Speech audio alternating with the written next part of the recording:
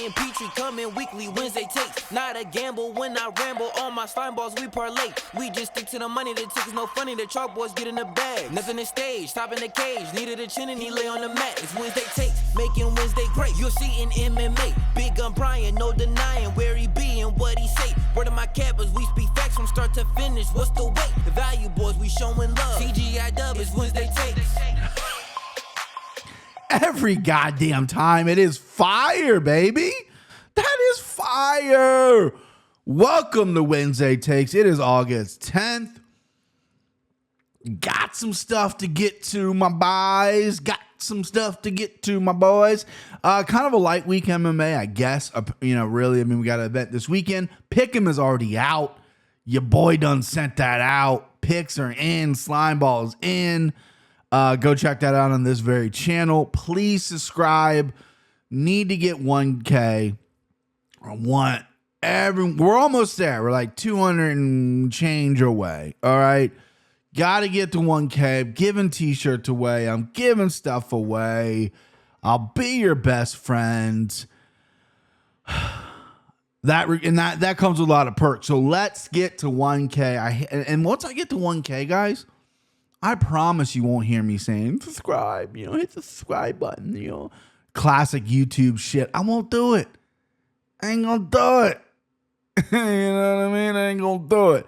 But I need to get to 1K first before we do that. So we got some stuff to get into, a couple topics, Twitter questions. I call it Twitter questions. IG's been killing it as well. So social media questions.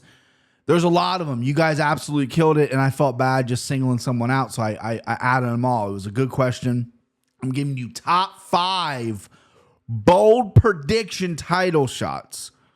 And I want you to hammer the comments to see how bold or how good these are. If you disagree, if I'm sheet, let me know, okay? But I got some 5 good ones. Last week I said no one's going to find a better gatekeeper. I said something like that. I was like, something on my gatekeeper list or whatever, which I thought was pretty damn good. You guys kind of killed it. A lot of people brought up Uncle Chael, who I didn't add to the list. That's a good one. He had that weird thing in WEC where he was champion, wasn't champion because Paul Philhill missed weight, or there that weird circumstance where he put the belt on his wall. That's why I didn't add Uriah Faber, because he was a champion in WEC even though he wasn't a champion in the UFC. And then, but Mendez was a good one. I got Mendez a lot. People were throwing out Derek Lewis, Curtis Blades. I still think there's time for Curtis Blades. Derek Lewis maybe is a whiff. Maybe Derek Lewis is probably not going to get there, but Uncle Chael was a huge swing and a miss by your boy, because he was close a few times and he just could not get it done. And he was close in a lot of organizations too and just could not get it done. So that was a big swing and a miss, but that's why the comments are the best. That's why you guys are the best of the best, because the comments keep me in check. The comments say, hey, tough guy, we know more than you, and you guys probably do sometimes. So there's what it is. I want to show you this real quick. Justin Gonzalez absolutely murdered Art again. I asked him, I said, if you ever do something for me again, can you please just make a money gun for my arm? I got the nickname Big Gun, Big Gun. I'm shooting off money. He came up with this. It's incredible. I love it so much. And then he goes, you know what? I started on this one too, which is so fucking dope as well. Me just shooting 2 big old money cannons right there, looking jacked. Just dope. Listen, I'm a fan of art. I'm not a fan of a lot of stuff. I appreciate good art. My wife's an artist, and I'm a creative person, believe it or not. I like to get creative, and I just think this guy absolutely kills it. Justin Gonzalez, shout out him. We're not friends. I got his phone number, and I said, buddy, you made 3 things now that are amazing. You're not my friend. I'm forcing you to be my friend. And he was like, I guess it's okay. We can, it's long distance. We'll be friends at long distance. Speaking about artwork, though, I don't ever hammer the shirts. I got my Value Boys shirt on right now. I put out shirts 2 months ago. Haven't updated them. Your boy got some updated shirts. Link will be in the bio. These are all active right now. The GTA MMA Takes Podcast Boys shirt. Woo! You got Christian. You got Timbo. You got me there. You got Dog the Bounty Hunter. This is a Justin Gonzalez special. Unbelievable shirt here. This comes in, I believe, black and white as well. I love this shirt. But if you're more of a plus money ticket boy, we got the plus money ticket shirts as well. Plus money tickets only is the MMA Takes motto. Both these are live in the subscription. I try to make them as cheap as possible. I'm not trying to do like a money grab or whatever. They went as low as I could go because of how many colors I'm using or some shit like that. That's literally what they said. But they're great quality. I got this shirt. John Anik wears this shirt all the time. He actually loves it. I sent him one. And these are shirts that you can win if you get me to 1K. But absolutely amazing shirts. I have them both ordered. I don't have them with me yet, but I got them ordered. And like I said, in the plus money tickets comes in black as well. And then that one comes in white, I believe. So you got black and white options, whatever. I like to keep it simple. You know, if you want more colors, let me know. There's just a click of the button. I can make it more colors, but I like keeping it black and white for your boys. But again, this will be in the description. Go buy a t-shirt if you want to support your guy. Plus money tickets only, baby. That's what we do here. So did I get all the little stuff up off the top? Yep. Okay, so we're about to dive into it. We're about to dive into it here. Oh. Bo Nickal, what? The UFC, what is you doing, my babies? What are you doing, my babies? You guys heard me sing Bo Nickal's praises last week. I think this guy's special. And I thought listen, there is a conspiracy. I'm not a conspiracy theory guy. I'm not. I work with a guy that is, and I know it's very easy to be one. There was a guy who, I don't know if he tweeted at me or if he was tweeting at someone else. It was just something I saw on my timeline. But he said, dude, he's already signed to the UFC. The UFC's just using him to get the Dana White Contender Series up. He's already got a contract. They're just giving him more experience. And I got to be honest with you, that makes kind of sense because I know he's only 1-0. I get it, right? And that's what Dana said last night. But Dana's also like, I want finishes. He finished the guy in 6 seconds. Didn't get punched. 1-0 or not, the guy is an elite wrestler. And I thought he should have been signed. I went to bed angry last night. And I rarely disagree with Dana White. I rarely disagree with the UFC. People laugh at me. I like Dana White a lot. Like, I'm a Dana White guy. And people laugh at me all the time for that. But I disagree with him strongly. I mean, give him Bo another shot. I mean, this is a guy who, Bo Nickal, who, and I don't know him personally. So I just want to put that out there. I've DM'd him months and years ago to come on the podcast to interview. Crickets. But I just think that the way he's built, and I know that sounds, pause. He's just built different than like a typical wrestler, like a David Taylor. David Taylor, an elite wrestler, beat Bo Nickal to get to the Olympics and to represent the American. I believe David Taylor probably went 1 gold. He's unbelievable, but he wants nothing to do with MMA. Kyle Snyder, Ohio guy. Well, he's not an Ohio guy. I believe he's from Maryland, but went to Columbus. Snyder, stud wrestler, doesn't want anything to do with MMA. Was going to do MMA, now he does. Now he's not. So we got a guy in Bo Nickal who is so accomplished, and he's coming over the sport. And all I care about is this sport. I want the sport to thrive. And you got guys like Gabe Stevenson who took the world by storm with the Olympics. Unbelievable heavyweight wrestler. Great look, great everything. And, there was like a weird bidding war where he's like, I'm doing MMA and wrestling. I want to do both. And he's like, what do you got, UFC? And Dana White and the UFC is like, well, you can go through the Contender Series. Or you can do tough. Like, we don't know if you can fight, which I understand. But then it's like he's getting a $500,000 contract from WWE and going, hey, let's put you up in Florida for free for however many months, get you trained up, and then you can wrestle and make whatever. And he's like, okay, because he wants to make fucking money, which is what we want to do. And Bo Nickal's a guy who I am sure, and I don't know this positive, this is just my assumption, but I am pretty positive that he got offered a lot of money, whether it's PFL, Bellator, 1FC, wherever, to come fight for them at 1-0, even as an amateur, even before he probably fought anything. They've offered him money because of his credentials. 3-time All-American, 3-time national champion, the Big 12, Big 10, Big 10 athlete of the year, and that's all sports. A wrestler won that. Dan Hodge Trophy, which is just unbelievable. Is it Dan Hodge? The Hodge Trophy? I don't know if it's Dan or not. I think it's Dan. I don't know. Don Hodge? Is it Don? Is it Donnie Hodge? Anyway, I think this kid's special, and I don't want to see, the UFC play it too cool. I feel like this is like a hot chick, and they're playing it too cool. I know the UFC doesn't need anybody. The UFC's its name itself. They can promote. They can bring people up. The best fighters in the world end up in the UFC 99.9% of the time. Let's be honest. They do, right? But I feel like sometimes it played a little cool. Like this is the cute girl, and they're like, I ain't gonna talk to her. But then 10 other guys go talk to her, and then you lose your chance to talk to her. I wanted the UFC to sign him last night. He looked so good. I know he fought a guy who was not very good. I get it. People saying Uber driver, whatever. I get it. But he's only 1-0, 2-0 now, and he's going to come back in the Contender Series, fight again, and I'm sure he's going to win again and, getting a shot in the UFC. But I just really want to see that happen last night, and it didn't. And it took me a little bit to fall asleep because I do not like feeling that way. I'm laying it out here for you boys. And, but yeah, I just thought the UFC, Dana White, and I don't know who's all in the decision making. I keep saying the UFC. Obviously, Dana White is going to make that decision, but I don't know if like Hunter Campbell's there on Fight Night, if he's making decisions, if Sean and Mick, obviously they give their input. Is it all on Dana? The Contender Series last night was just okay. Female fight was just average. The heavy fight was just average.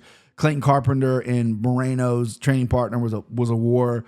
So Eric Silva just butchered that guy. Dana was mad about that because of the size difference in that fight, and the kickboxer got taken down and just got elbowed and got cut up really bad. But and then Bo dominated. But it wasn't. I mean, it's really hard to follow last week how good last week was. But I just don't want to see UFC lose out on these blue fucking chip prospects because it's so easy for Bo to go to the PFL and get paid a ton of money like the Kayla Harrison's. Kayla Harrison, obviously, she's proven herself. But when she first came and said, I want to do MMA, the UFC really wasn't interested. And then from all the accounts I got, the UFC made a substantial offer to get her, and she decided to go back to the PFL. That is under my assumption. But then again, you got AJ McKee over in Bellator, who's got 2 fights left. I want the UFC to bring him in and open the checkbooks. I don't want them to go, all right, well, you're going to start off 12-12 or whatever.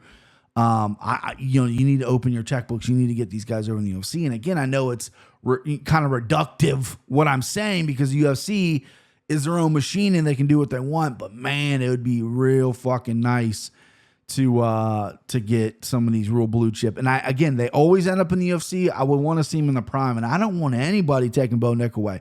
And I think Bo Nickal said it best. He said, I'm not here to be a UFC fighter. I'm here to be a UFC champion, pound for pound best. He turned down other offers, turned down other promotions because he wants to be with the UFC.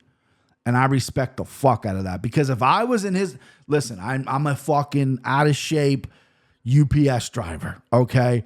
But if my brain and his brain link up, they're the same. Because if I was as talented as he was when I was fighting, I would be turning down stuff too, because the only place I would want to fight in the UFC. Because really, if you're a champion outside the UFC, you can bark and you can say you're the best in the world. You're never going to be looked at the best in the world until you get to the UFC. So why even go through that, get locked in the contracts, miss a couple good years of your life when you could just be in the fucking UFC from the get-go? So please sign Bo Nickal. I know he's coming back. He handled it well. He said he's, he expected this and yada, yada. And then that conspiracy theory, I don't know who did it. He tweeted it out, but man, it's stuck in this fucking brain of mine.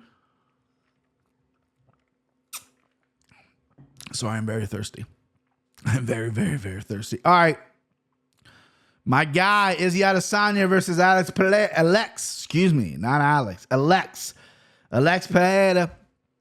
It is November 12th, a week before my beautiful daughter's 2nd birthday. I love this fight. And I had to bring this up. I know we do fight announcements. This is the only one I'm going to talk about. I had to bring this up because I'm going to suck my, hang on, a pause. I was going to say, I'm going to, hang off Izzy's nuts here a little bit. And I'm going to be a rider because Izzy's my guy. I love Izzy.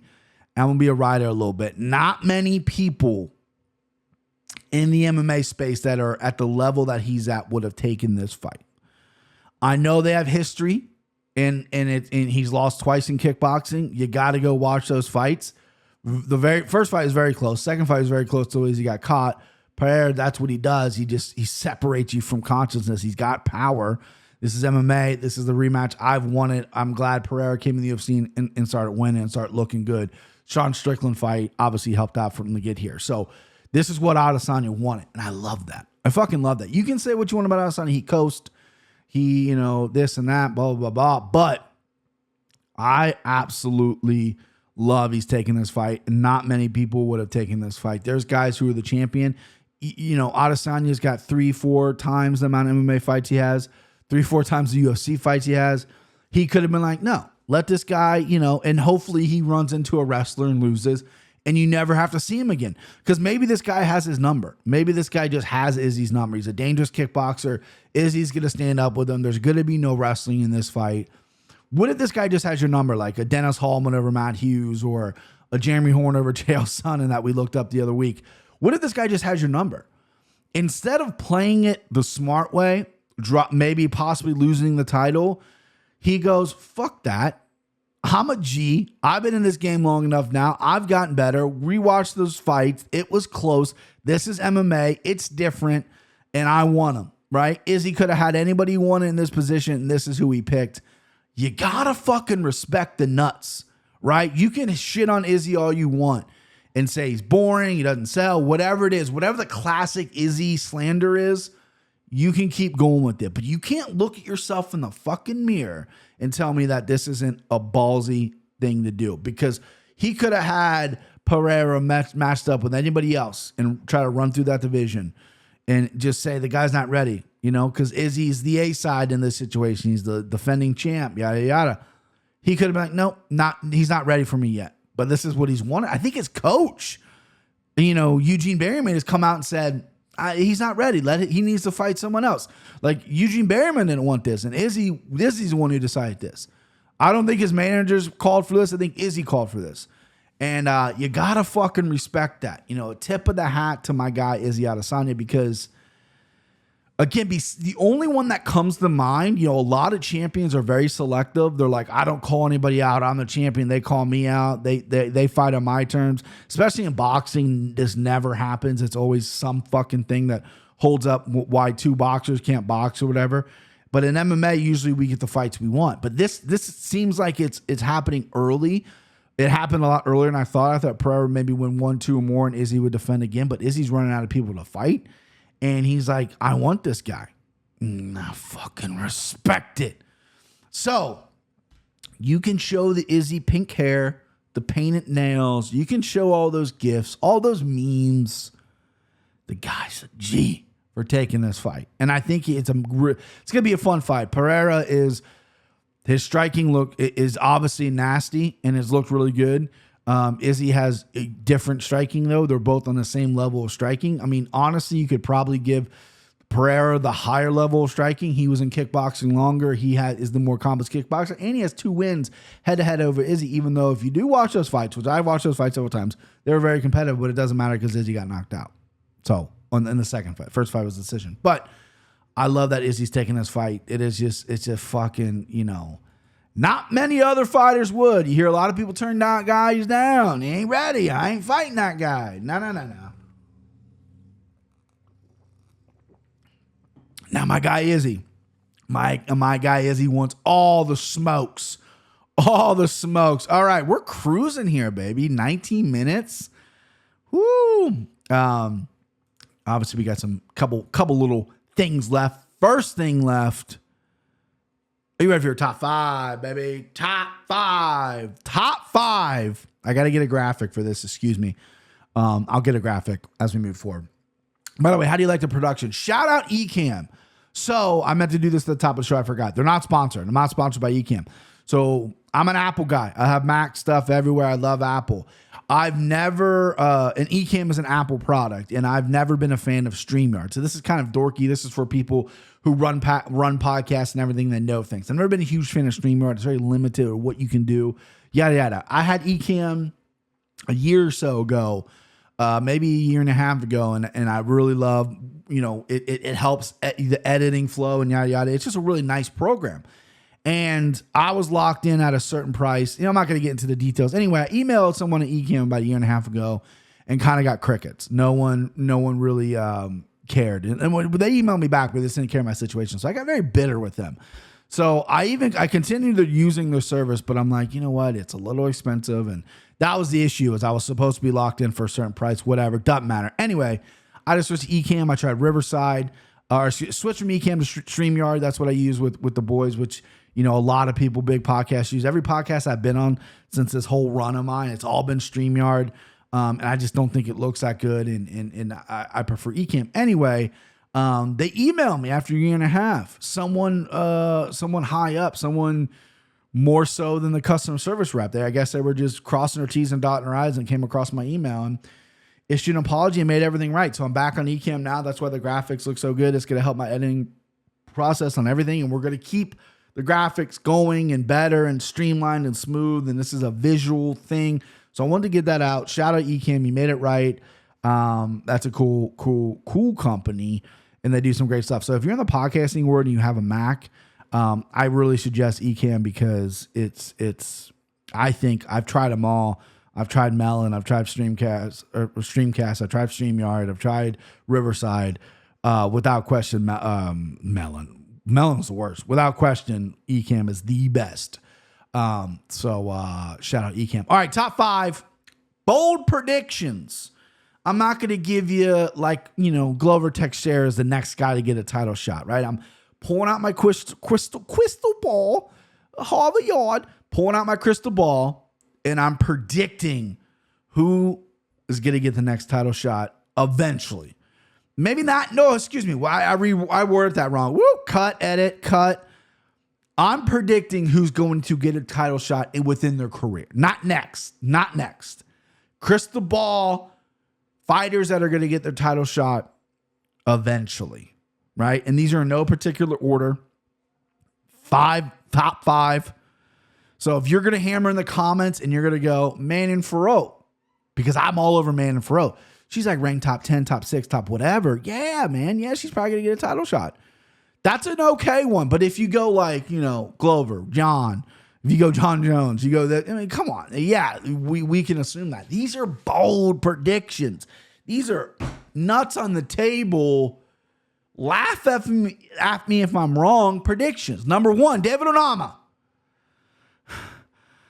I said this on the Anakin Florian podcast that if he doesn't reach top 5 by the end of his career, I was going to get Cody Merrow's face tattooed on my ass. That's how I said it. And I stand by that. I think David Onama is a really good fighter at 145. I think he's very green right now, and I think the future is bright. These are bold predictions. 145 is an absolute shark tank. He's going to have to win some really good fights. He's going to have to improve. He's young in his MMA game, but I think he's going to crack top 5. I think he's going to get a title shot one day. I think he's going to get it one day. Whoever that may be against, I think he's getting it one day. Next one up, Manel Kopp. This one might not be as bold as some of the other ones, but Manel Kopp, champion outside the UFC, has had a rough start to his UFC career and is looking really good. I love this guy. I think he's explosive, powerful. I think he just needs to trust himself, trust his power, trust his game. He left AK. Now he's in Vegas. Things are getting better for him. He's learning more and more. I've heard only great things about this guy in the gym. I think without question, he is getting a title shot before his UFC career's said and done. I think he's a great style for that weight class as well. He's in a good weight class to get a title shot sooner than later. He might be the first one on this list to get a title shot. But Manel Kopp, baby. Again, if you're going to hammer me about not being a poll prediction, I think he's ranked like 14th or 13th. That's not bad. That's not terrible. All right, number 3, Jalen Turner. Now this motherfucker, this one I know is not Super Bowl because I think a lot of people are high in Jalen Turner, but I've completely 180, 360 double front flip back around to like this guy. I saw him fight Vicente Luque get knocked out. I went, but I was up at 170. Saw him fight Favola, Steamroller Favola. I seen him fight live in Atlanta. Steamroller just took him down, dominated him, right? He's gotten so much better and he's looked so good in his size. And as long as he can make 55, this guy's going to be a problem for anybody. He's starting to stop the wrestlers. And that's the one thing. You got to see how he is against a pure wrestler. Frivola is a great grappler, and Frivola exposed him. He's gotten better. Has he gotten that much better? But I just think all the intangibles are there for him to get a title shot. He's long, he's lanky, he's powerful, he's nasty. He's got good submissions. And 155 is an absolute shark take. So if you think that's not as bold as a prediction as it could be, I will counter to you. Look at 155 and how big of a fucking shark tank that is. You can't predict anything in that division. 55 is a bunch of absolute fucking studs. Number 4, Erin Blanchfield. I think she is cut different, boys. She is durable. She's tough, and she's so green, and she's getting better. She has a wealth of experience. She's like 23, 24, 25. She's young, right? And she's has a good amount of experience, and her head's in her. Cardio's great. Her grappling's great. She's strong for the division. Striking's coming a long way. I think the sky's the limit for her. I think she's nasty in there. I think she wants to be a finisher, is a finisher, can get finishes, but she just needs a little more time. And man, she is good. Had to add her to the list. And number 5, and again, this is not in any kind of order, but Bo Nickal. Yeah, I fucking said it. Yeah, I said he's fought 2 Uber drivers. But what I saw last night is a guy that can get it done. Again, he did what he was supposed to do. He didn't play with his food. He went out there, double leg, 2 huge ground and pound punches, front choke, gave it up, took his back, didn't even get his neck, popped his fucking head off. I'm high on this guy, man. I'm high on him. I think Bo's going to fight for the 185-pound title before it's all said and done, especially with this mindset, wanting to be the UFC, wanting to be the best fighter in the world. He also has a good name. I think once he gets to the UFC, he could get a fast track to the title. So, yeah, baby. Yeah, baby. Bo knows. I'm on Team Bo. So that is my top 5 bold predictions. Hit me in the comments because you guys killed it last week. Hit in the comments who you guys think is going to be a bold prediction title. Again, I'm going to be very strict on these. So don't go out there and give me, some fluff. Really, really, really push your mind and think who's a guy no one's talking about, or a girl, a fighter no one's talking about that's about to explode in your mind. The person that you're backing. All right. All right, here we go. You guys, again, just absolutely fucking killed it on the social media questions. I gave out the biggest what if. I got a lot of the same questions. I couldn't narrow it down. We're going to answer all of them, mostly all of them. I think I got all of them in there. I love the interaction between fans, not fans of me, excuse me, fans of the sport. I love the reaction between the fans of the sport, the interaction, fan sport. I can't talk. What's going on? It brings me so much joy. It truly, truly does. Before we get that though, last week was the trivia, and I got stumped by a few of you. Now, my stipulation was if you asked me a question and you got it wrong, if I got it wrong, you had to go to the comments and tell me I got it wrong. Now, only 5 or so of you did that. There was a couple other questions I got wrong, but you guys never followed up with me. So you got to watch the show. So there's 5 names in this winning hat right here. 5 names that I'm going to draw right now for the winner of the t-shirt. Oh, Trencognito. Yes.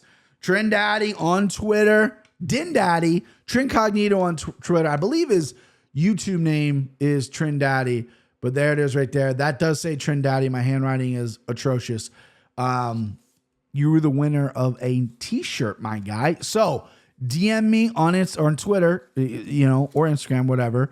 Let me know what shirt you want. Let me know your size. Let me know what part of the world you're in. I'll get that sent out to you ASAP, my guy. I'm going to plan on doing a lot more of these as well. Some feedback came back. They didn't like the trivia stuff. I think I did it wrong. I think it was a little... I think it was just a little lolling. I think the editing should have been a little bit better, and there was different ways to do it. So if I ever do it again, I'll probably condense it up a little bit. But I love the feedback. You know what I mean? If your feedback, hey, change your face, I can't do it. Okay, hey, lose weight. I'm trying. Okay. But if your feedback is, like that, I love it because I want this show to be as good as it can. And I want you guys to watch what you want to watch. And, some people didn't like the trivia stuff, right? And I agree. It was a little whatever. I was trying to show off my prowess. But Trincognito, you got the shirt, brother. So DM me and we'll get that sent out to you. All right. So Twitter question. I sent out just this big brain. Before the Twitter questions, Ohio, I just had this written down. I'm not going to get into it. You failed me, Ohio. You failed me. So you guys know, and I saw, the reason I'm bringing this up because I saw a lot of comments like, oh, get a VPN or get crypto or whatever so you don't have to leave your house and gamble or whatever like that. Thank you for the suggestions. I'm not that smart yet. I'm not invested in crypto. I know what a VPN is. I see all these podcast hosts get hosted with it. I mean, help me set one up so I don't have to leave my house. Could I do it on my phone? I don't know. There's a lot of questions I have. Anyway, Ohio approved, and I'm not a political guy. I'm not at all. I have no political allegiance.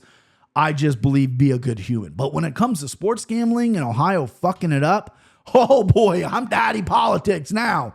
So they got approved the whatever, the Ohio Senate, I don't know. I just don't know. They approved it. Flying numbers got approved, got the bill passed, when they made sports betting legal last year in 2021. They drug their feet, okay? They drug their fucking feet. DeWine signed it. Right when it passed, he signed it within 3 days. He wants it. DeWine's the governor of Ohio. Still drug their feet.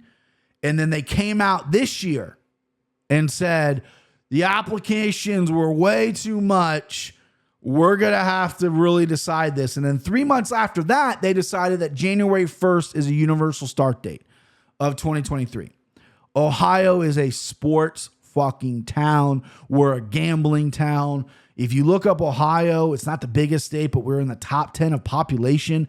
Fucking ton of people live in Ohio. You got Cincinnati, where I'm from, best city in the world. Columbus, tons of college kids. Cleveland, you got those guys up there. Toledo, you got fucking cities with a lot of sports teams that like. And everyone around us, besides Kentucky down south, you can gamble. I go to Indiana. Guys up north go to Michigan. Guys to the northeast go to Pennsylvania. You're losing money and you're dragging your fucking feet. The reason I'm bringing this up, Massachusetts, which is typically a blue state, is what my friends are telling me, they were opposed to sports gambling. They didn't want it to happen. It barely passed the votes in the Senate or whatever the fuck it's called. Again, I don't even know. That's how stupid I am. Barely passed. The governor signed it, and they're going to be up and running before football season. This all happened last week. Football season starts in a couple weeks, 2 or 3 weeks, starts first week of September. And they're going to be up and running by then. And Ohio dragged their feet for a year and a half. You're killing me, Ohio. I just read today that they're putting kiosks in Kroger's. I don't need it in Kroger's. Okay? Let that come January 1st. Now you have so much time to think about what we're going to do. You're overthinking it, Ohio. You failed me. I'm a Buckeye. I bleed. Ohio, I love this state. I love my city. But you fucking failed your boy. And I'm absolutely upset. And I'm impatient too. That's another thing. Like, yeah, today's what is August, so it's 4 months away. Which, I mean, those 4 months to me are going to be 2 years. It's going to be 2 years. I know it. The holidays, I get busy and stuff. And, I love Christmas and everything. But my Christmas is coming January 1st. And I wouldn't even be put it past Ohio. I don't even want to say this out loud because I don't want it to be true. Would even put it past them to move the date. Oh, January 1st is a holiday. We're moving it. Hey, casinos don't believe in holidays, okay? I want to bet on fucking football. I'm not me, but I'm just talking about the average consumer. I want to bet on the NBA Christmas games. I want, you know what I mean? And you're fucking us, right?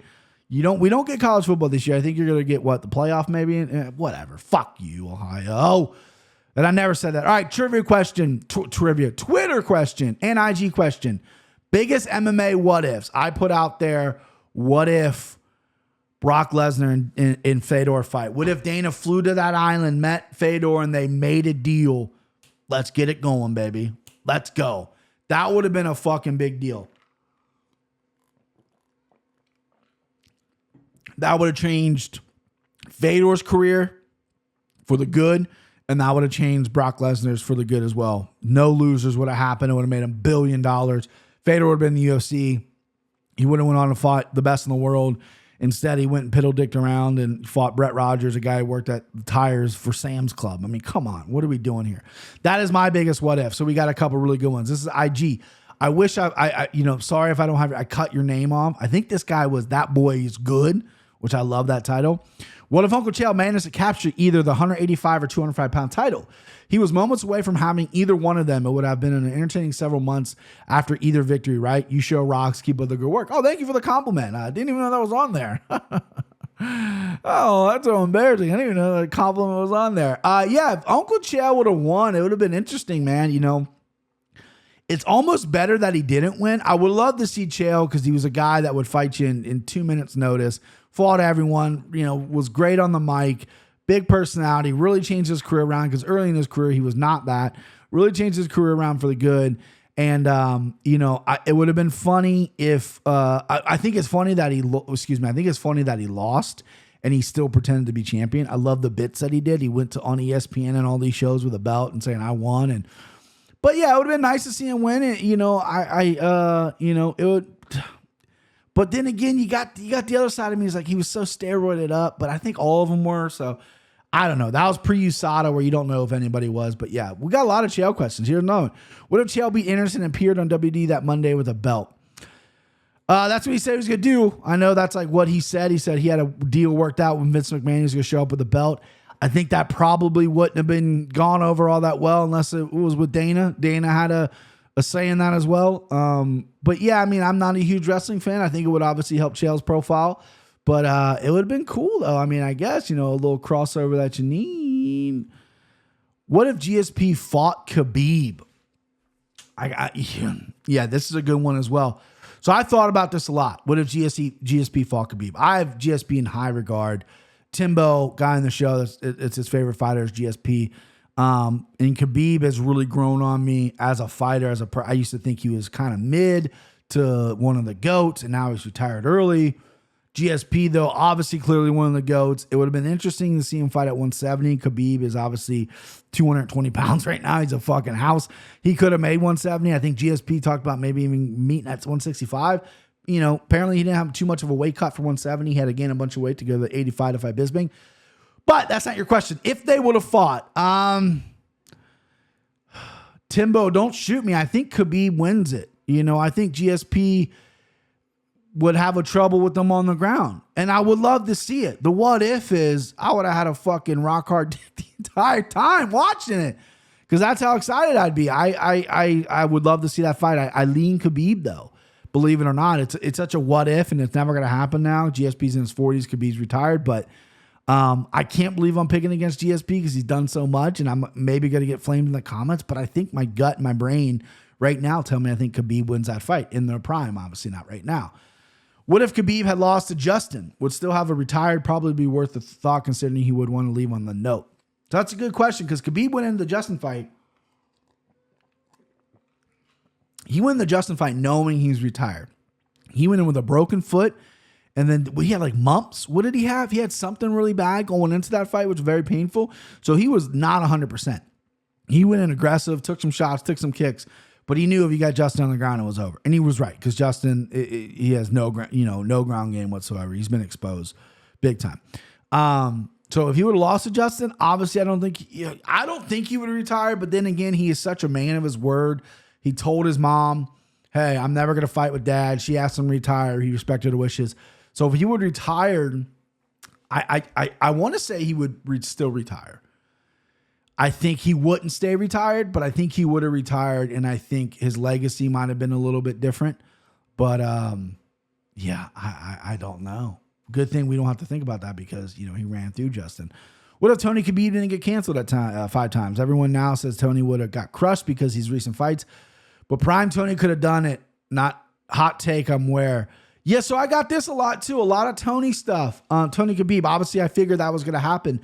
Fight everyone want to see. I hate to disagree with this guy because it's not my business to disagree with anybody because everyone has an opinion. I just think Tony before his recent losses was exposed back then, I think he would have struggled mightily on the ground with Khabib. He struggled on the ground with Kevin Lee, then Kevin Lee got gassed, right? Khabib wasn't going to get gassed. Khabib, I think, would have done some bad things on the ground to Tony. I think Tony's ground game and his wrestling have been overrated from the beginning. If you go and check the tapes, I have 360 episodes of this show, 361 now. You go check the tapes. I have said that numerous times, even before Tony kind of fell off the cliff, right? I always favored Khabib in that matchup. Of course, I want to see it 5 times, a curse fight. Both these guys don't like each other. Tony was on a 12-fight win streak. Khabib's, you want to see it, obviously. It's a great fight. But I just think Tony was average and is average on the ground. I don't think he has a good triangle and he's submitted guys in the past. He's got a good Darce, but if you look at those fights, he doesn't dominate these guys on the ground. It's just like something that he falls into and he jumps on your neck. He's a finisher. That's what he does. And I just don't see that happening with Khabib. But with that being said, I would love to see the fight. Always wondered how prime Perdicio Pitbull would have went in UFC. The McGregor that fought Alvarez against Khabib. So the McGregor that fought Alvarez against Khabib, I still think Khabib does what he does. I think McGregor was on fire that night, but it's just a different style. Khabib wrestling and his grappling and his strength and everything and his pressure is always going to be too much for Conor until he actually addresses that. And if you go back and watch the Conor Khabib, I'm a Conor guy. Conor did really well in that fight. The second round was rough. He won arguably the third round because Khabib took it off. He got finished in the fourth. But that first round was a complete stalemate. He threw a quick knee that almost, I think it hit Khabib, but like not dead accurate. But then he just stalled Khabib out. And in the second round, Khabib took over. But, Conor was taking his best shots on the ground. I'm not defending Conor. I think Khabib is obviously going to beat him 9 times out of 10. But McGregor that fought Alvarez is on fire. And then Patricio Pitbull, I've wanted the Pitbull fighters over in the UFC for a while. I necessarily don't love them.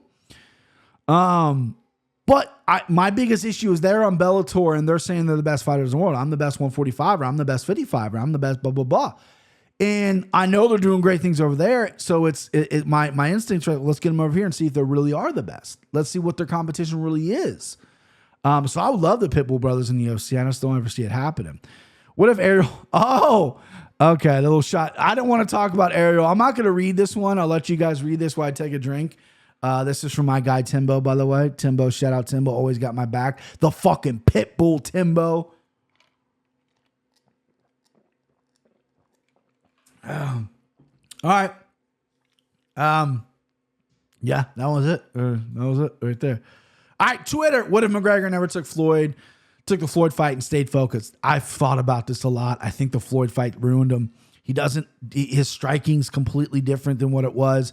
It used to be a wide karate stance with different angles and that's why he could find his left hand. He had kicks, everything. Now he's just a pure boxer. You can see the left hand coming now. He still lands it, but you can still see it coming because he's got really good timing and everything. But yeah, I think the Floyd fight, training for that Floyd fight absolutely ruined him. But ruined him as an MMA fighter, but it didn't ruin his fucking bank account. You know what I mean? And a lot of people were like, and listen, I love Conor and I like Floyd. I'm a big Floyd guy too. I think Floyd's one of the best boxers in the world of all time. Excuse me. Floyd carried him that fight. People are like, oh, McGregor had some good rounds in the beginning. Guys, Floyd carried him. Like, Floyd was never in danger. Conor landed a good left hand and a good uppercut and then faded, and then Floyd just took over. Like, it just, rewatch that fight. I know I'm proud of it. It was a big monumental moment in MMA. I did not think Conor was going to win, but he had the balls to step into someone else's sport and do that. They're different sports. But I just, I think about that a lot because I think that, there's my daughter crying. I do think that the boxing training really kind of ruined Conor. Jared Hostile, this is my guy. Is that his? Yeah, Jared Hostile, my guy. What if Vitor finished that armbar on Jones? I think here we go. Reading for second graders. I think even if an immediate rematch and subsequent smashing of Vitor happened, the way the game plan of John would have been forever changed. We might see guys more willing to grapple with him instead of avoiding it altogether. So I think John Jones' best attributes is grappling. Him on top of those elbows, absolutely brutal. But you're right. I think Vitor is not known for his guard, not known for his submissions, and he hurt John. Lesser man would have tapped. Jones had that arm was fucking tight. So that's an interesting thing. What if Vitor finished the armbar on Jones? He definitely wouldn't maybe be considered the GOAT. He would have rematched and won, but you still would have had that real loss on your record, not the phony Matt Hamill loss. That's interesting though, but yeah, I mean, Jones, yeah, that's a good one, Jarrett. At D. Chanley, what if Conor held 2 belts simultaneously? Would the UFC allow the others to attempt the feat, or was Conor the right superstar to attain such goals and allow others to follow suit? I think he was the right guy to do it. I think Dana was so against it, and Conor really wanted it. They didn't even have a second belt for him when he beat Alvarez. Tyron Woodley had to give his belt up. I think Conor's the right guy to do it. In that way, that paved the way for DC to hold 2 belts, Amanda Nunes, et cetera, and further people in the future, because I think Conor changed that. Conor said, I want 2 belts. And he wants to come back and get another 2 belts. I mean, that's what he says. I mean, it's not going to happen, but that's what he says. So yeah, I think I think he had a follow-up tweet where he misquoted this, because Conor did hold 2 belts simultaneously. I think he might have misspoke here. But yes, I think Conor is changed that forever, because I don't think it would have happened otherwise. What if Danny Jones at D Jones 23? What if ESPN hired you as an MMA analyst to work with alongside the GOAT John Anik? Well, John Anik is the GOAT, and I really appreciate that comment. I could never ever. Well, I'm not gonna say never ever, because I'm not gonna turn down any jobs. Okay, I can never be in the booth with John Anik. John Anik is a gold standard level human being. He is a human being and analyst. He's the best in the world at MMA, maybe the best commentator ever. I know I'm a little biased because I'm friends with him, but that's the truth. I could never match him in the booth. Like, I could never sit next to like him and Rogan and DC and all that shit.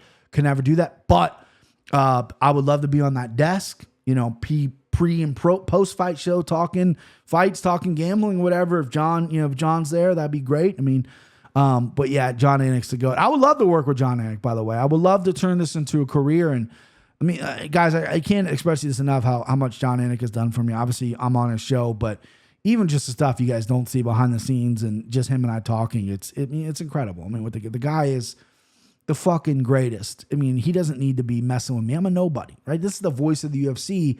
And he sees something in me, and it's unbelievable. John Anik's the fucking man. What if Nick Diaz, or the Diaz boys, were just a little crazy and not complete basket cases? How many more fights could we have seen?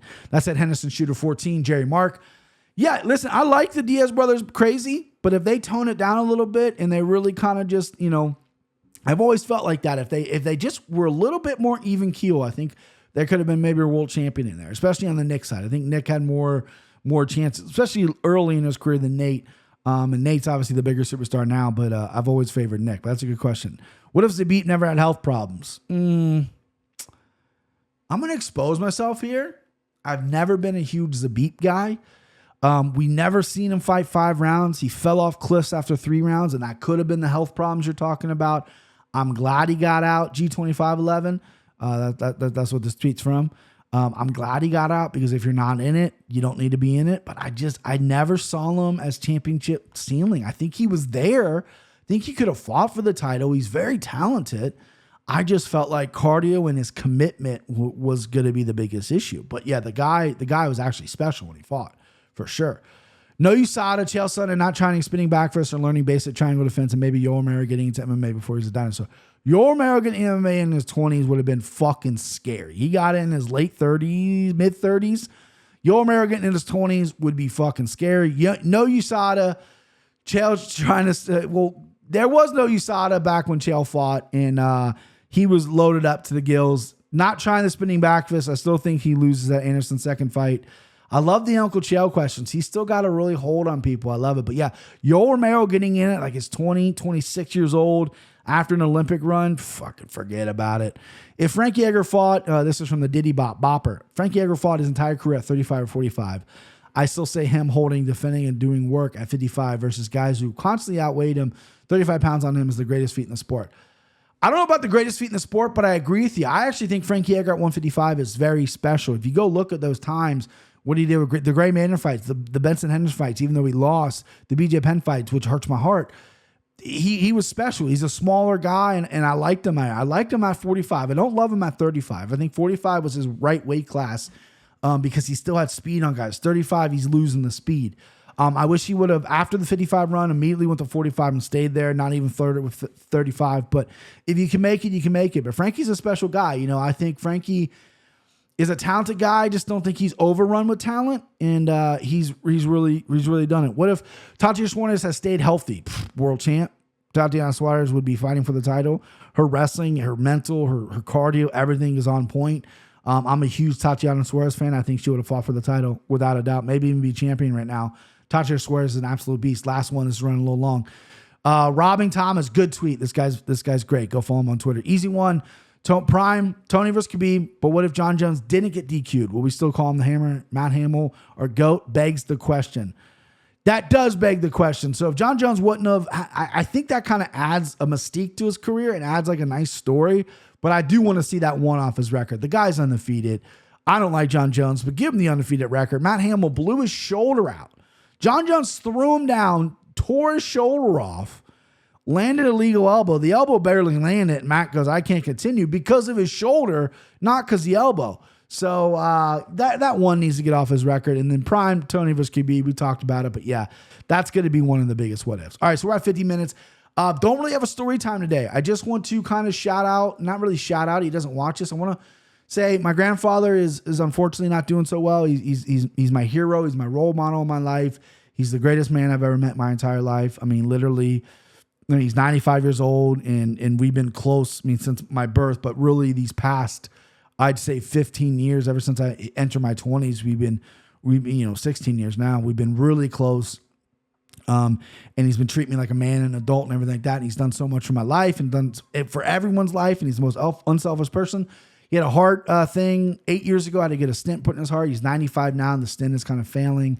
And I was talking to my grandma yesterday, and unfortunately, I think his days are numbered. And that's literally what my grandma said. She's so blunt about it. So I just wanted to kind of get this out there. I know this means nothing in people or whatever, but if you have a loved one, and I'm lucky enough to have my grandparents. They're 90, 95, 94, and my grandma still rides her bike and stuff in great shape. My grandfather was in great shape up until his heart started kind of doing the thing he's doing now. But I love him very much, and I if I'm half the man he is, I've lived a great life. But no story time. Just want to kind of get out there and send positive vibes to my grandpa's way, just because just an absolute incredible, best human I've ever met in my life. All right, that's it. That's the show. Again, you want one of those t-shirts, in the description. Hit the subscribe button. Still trying to get to 1K. 1K's that special number, baby. That's it. That's the show. Let's fucking go, boys.